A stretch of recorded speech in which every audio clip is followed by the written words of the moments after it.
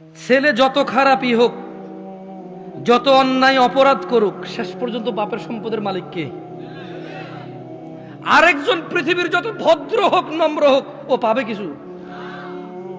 মা তার সন্তানকে যতই মারুক, শেষ পর্যন্ত শলার দাগের মধ্যে, বেতের দাগের মধ্যে তেলটা কে লাগায়? মলমটা কে লাগায়? চুলগুলো কে আশ্রয় দেয়? জামা কাপড়গুলো কে ধুয়ে দেয়? মা ধুয়ে দেয়। জ্বর হলে মাথায় জলপট্টি কে দেয়? মা দেয়। আবার এই মাই কিন্তু এক একবার খেপে গেলে শলার মুঠা ভেঙে ফেলে পিটতে পিটতে, করে কিনা? আস্থা রাখো ভাই আমার, কোরআন সুন্নাহর মধ্যে আস্থা রাখো। আমরা যদি আল্লাহর বান্দা হই, কার বান্দা? আমরা কার বান্দা হব? তোমাকে আমি বলি, শুনো, আমি শেষ আমার ওয়াজ।